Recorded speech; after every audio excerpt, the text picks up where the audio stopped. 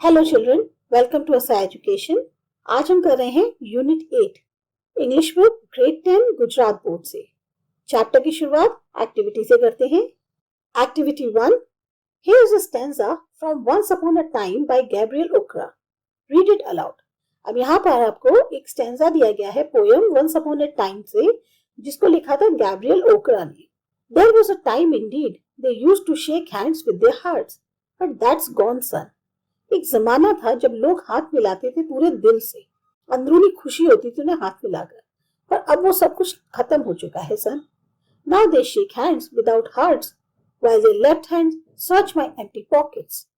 अब जहां एक तरफ वो लोग हाथ मिलाते हैं, दिल से तो मिलाते नहीं है, बस एक चेहरे पे स्माइल होती है और हाथ मिलाते हैं, वहीं दूसरी तरफ वो ये देख रहे होते हैं कि जिससे वो हाथ मिला रहे हैं वो आदमी रिच है या पुअर है, उनके स्टैंडर्ड का है या नहीं।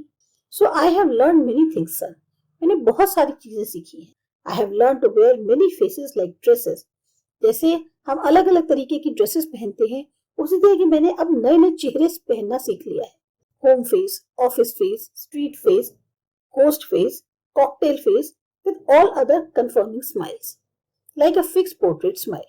मैंने भी जो है नए नए चेहरे लगा लिए हैं। घर पे मेरा चेहरा अलग होता है, मतलब चेहरा अलग होता है कि यह है कि मैं घर में जो मैं जिस तरह से रहता हूँ, डील करता हूँ, वो चीज अलग हो गई।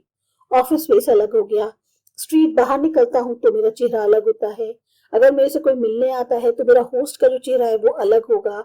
इसी तरह से कॉकटेल फेस होता है, मिक्स फेस है, लेकिन सब में स्माइल जो है वो बिल्कुल कंफर्म है। ऐसी स्माइल जैसे हमें जैसे होता है ना, हम अपने चेहरे पे उसे स्माइल चिपका लेते हैं, जैसे कोई पेंटिंग होती है, पोर्ट्रेट होती है, तो हमेशा एक स्माइल जो है वो बनी रहती है। सेम उसी तरह से मेरी भी स्माइल बनी रहती है। What does the poet convey through this stanza? Discuss in the class. तो पोएट जो है इस स्टैंजा से आपको क्या समझाना चाह रहे हैं, ये आपको क्लास में डिस्कस करना है। अब इंट्रोडक्शन देखते हैं। Rasipuram Krishnaswamy Lakshman was a renowned Indian cartoonist and humorist. Rasipuram Krishna स्वामी लक्ष्मण, इनको हम आर के लक्ष्मण के नाम से भी जानते थे, बहुत ही जाने माने इंडियन कार्टूनिस्ट और humourist. He created the daily comic strip you said it in the times of India which mocked at the Indian social and political life through the eyes of a common man. उन्होंने एक daily तौर पे comic strip जो है उनकी निकलती थी you said it के नाम से टाइम्स ऑफ इंडिया में, और जिसमें वो जो हमारा इंडियन समाज है, जो हमारी राजनीतिक लाइफ है, उसको जो है दर्शाते थे एक आम आदमी की आंखों से। He also published numerous short stories, essay and travel articles. इसके अलावा उन्होंने बहुत सारे शॉर्ट स्टोरीज, एसे या जो ट्रैवल से संबंधित आर्टिकल्स हैं उनको भी पब्लिश किया। His novels include The Hotel Rivera and The Messenger. में जो उनकी नॉवेल्स हैं फेमस, वो The Hotel Rivera और The Messenger हैं। He was awarded the Padma Bhushan, the Padma Vibhushan and the Raman Magsaysay Award. अब इनको जो है सम्मानित किया गया था पद्म भूषण से, पद्म विभूषण से और रैमन मैग्सेसे अवार्ड से। The gold frame is about the hypocrisy of people enjoying the delicately sketched irony in the story. अब ये जो गोल्डन फ्रेम है, ये लोगों की हिपोक्रेसी के बारे में बताया गया है। हिपोक्रेसी का मतलब होता है जो लोग ढोंग करते हैं, उसके बारे में बताया गया है। तब अपनी स्टोरी को देखते हैं। The gold frame. The modern frameworks was actually an extra large wooden packing case mounted on wobbly legs tucked in the gap between a drug store and a radio repair shop. एक drug store और एक radio की repair shop के बीच में modern frameworks था, जो कि एक बहुत बड़ी लकड़ी की दुकान थी, और वो जो है जिसे उसका जो बेस था वो लेग्स पे टिका हुआ था, ऐसे लेग्स जो हिलते डुलते थे, मतलब पुरानी सी दुकान थी। Its owner Datta with his concave figure, silver-rimmed glasses, and a complexion of seasoned timber, fitted into his shop with the harmony of a fixture. अब उस दुकान के जो मालिक थे दत्ता, एक दुबले पतले इंसान थे, चश्मा पहनते थे और उनके चेहरे पे काफी झुर्रियां थी। वो अपनी शॉप में बिल्कुल चुपचाप अपना काम करते रहते थे, जो उनका वुड से संबंधित था। He was a silent, hard-working man. बहुत ही चुपचाप मेहनती इंसान थे। He gave only laconic answers to the questions his customers asked and strongly discouraged casual friends who tried to intrude on his zone of silence with their idle gossips. नबातुला जवाब देना पसंद करते थे सिर्फ उन कस्टमर्स को जो उनसे कुछ सवाल पूछते थे, और कभी बढ़ावा नहीं देते थे ऐसे दोस्तों को जबरदस्ती आकर सिर्फ गपबाजी करें और उनका काम जो है उसको बाधित करें। He was always seen sitting hunched up, surrounded by a confusion of cardboard pieces, bits of woods, glass sheets, boxes of nails, glue bottles, paint tins, and other odds and ends that went into putting a picture in a frame. अब क्योंकि उनकी जो है frame जड़ने वाली एक shop थी, इस वजह से हमेशा उनके आसपास जो है कार्डबोर्ड के टुकड़े मिलेंगे, लकड़ी के टुकड़े पड़े रहेंगे, ग्लास शीट्स होंगी, कीलों का डिब्बा होगा, चिपकाने वाला जो ग्लू होता है उसकी बॉटल्स होंगी, पेंट का डिब्बा या और बहुत सारी चीजें उनके आसपास पड़ी रहती थी। और जब उनका काम खत्म हो जाता था, यानी वो जो है फाइनली एक पिक्चर को फ्रेम में लगा देते थे, तब वो सब काम उनका हटता था। In this medley, a glass cutter or a pencil stub was often lost, and that was when he would uncoil from his posture and grab impatiently for it. अब क्या होता था, इतनी सारी चीजें उनके आसपास पड़ी रहती थी, तो ऐसे में हमेशा होता था कि उनका कभी ग्लास कटर या जो उनकी पेंसिल है जिससे वो बनाते थे, मार्क करते थे, वो खो जाती थी। और जब वो खो जाती थी तो उसको ढूंढने के लिए वो जो है अपने पोस्चर को थोड़ा सा चेंज करते थे और इम्पेशेंटली, जैसे कहते हैं ना, बदहवास होकर ढूंढते थे कहाँ गई वाला। Many times he had to stand up and shake his dhoti vigorously to dislodge the lost object. अब कई बार ऐसा होता था कि उनको उठ के खड़ा होना पड़ता था, जब नहीं मिल रही तो खड़े होते थे, अपनी धोती झाड़ते थे, उसमें जो है हो सकता है शायद वो जैसे होता है ना, रख लिया या गलती से गिर गई तो वो खोया हुआ ऑब्जेक्ट मिल जाता था। This operation rocked the whole shop, setting pictures on the wall, gently swinging. और ऐसे में कहा जाए तो पूरी दुकान हिल जाती थी उनकी, जो इवन वॉल्स में पिक्चर्स लगी है वो तक जो है हिलने लगती थी। क्यों? क्योंकि उनकी दुकान जिस लेग्स पे खड़ी थी वो काफी ज्यादा वॉबली थे। There was not an inch of space that was not covered by a picture. कहीं ऐसी जगह नहीं थी जहां पर उनकी जो दीवार है वो पिक्चर से न ढकी हो। तो अब पिक्चर्स कौन कौन सी थी? God, saints, hockey players, children, cheap prints of Mona Lisa, national leaders, wedding couples, Urdu calligraphy, the snow clad Fujiyama and many others coexisted with a cheerful incongruity like some fabulous world awaiting order and renewal. ऐसा लगता था इतनी सारे लोगों की, इतनी सारी तरह की जो पिक्चर्स थी वो उनकी दुकान में एग्जिस्ट करती थी और सब के सब जैसे वेट कर रही हैं कि हमें सही से जो है प्रॉपर्ली अरेंज कर। A customer standing outside the shop on the pavement, obstructing the stream of jostling pedestrians, announced, "I want this picture framed." अब एक कस्टमर उनकी शॉप पर कोई आया, बाहर पेमेंट पे से खड़े होके, जो और लोग इतने सारे निकल रहे थे उनके बीच में से उसने जो है पूछा कि मैं जो हूं ये पिक्चर फ्रेम करवाना चाहता हूँ। Datta, with this habitual indifference, ignored him and continued to be engaged in driving screws into the side of the frame. अब दत्ता जो है उनको कोई फर्क नहीं पड़ता था, वो अपना जो है उसको इग्नोर करके अपने काम में लगे हुए थे, यानी वो जो पेच होते हैं वो फ्रेम की साइड में लगा रहे थे।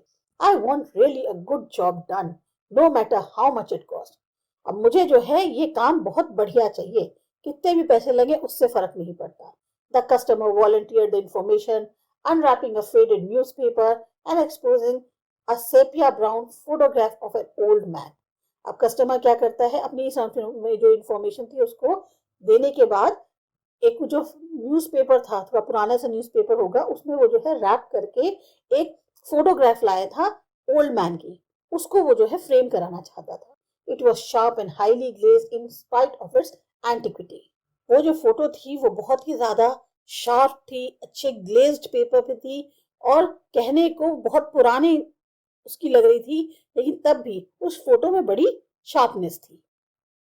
What sort of a frame would you like? Dutta asked, still bent over his work. अब दत्ता जो है अपना काम कर रहे थे, वैसे ही उन्होंने झुके झुके पूछा, किस तरीके का फ्रेम तुम पसंद करोगे?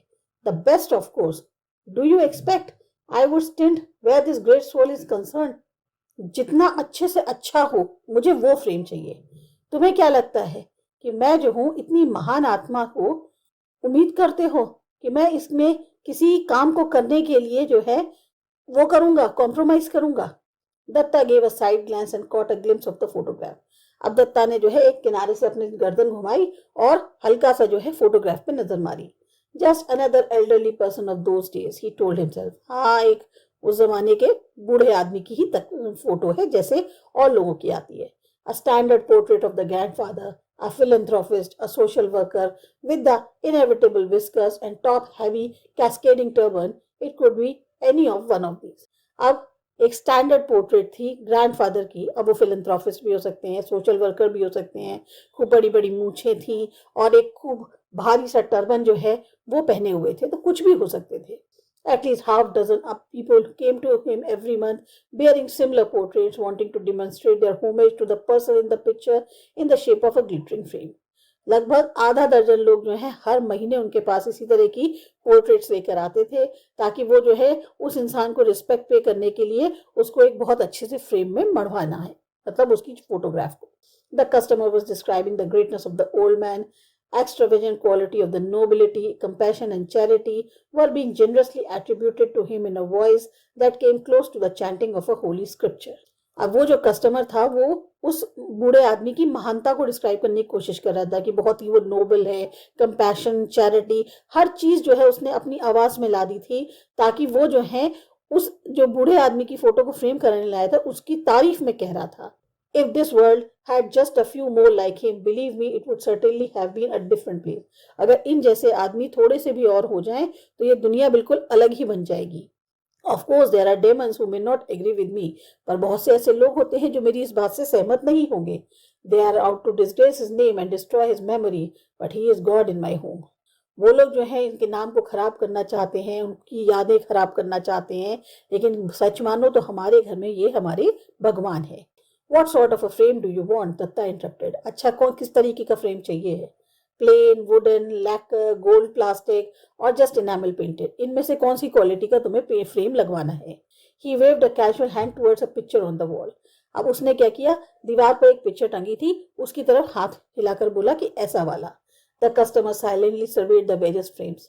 मतलब जो दत्ता थे उन्होंने जो है उस पिक्चर पे जितनी भी वॉल्स पे फ्रेम लगे हुए थे उनकी तरफ देख के बोला कि इनमें से जो चाहिए है वो तुम देख लो. The customer silently surveyed the various frames. अब उसने जो है ध्यान से सारे फ्रेम्स को देखा. After some time Datta heard him mumble, I want the best. फिर दत्ता को सुनाई दिया कि वो इस तरह से कुछ बोल रहा था कि मुझे सबसे बेस्ट फ्रेम चाहिए. I don't have any second rate stuff in my shop, Datta said.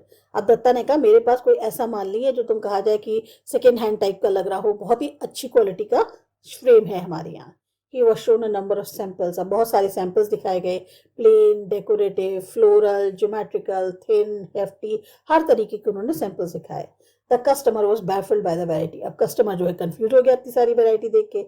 He examined the selection before him for a long time as he was unsure of his judgment and was afraid of enshrining his savior from forever in some ugly cheap frame. अब इतनी सारी variety देख के इंसान confuse हो जाता है, तो वही चीज उस कस्टमर के साथ हुई.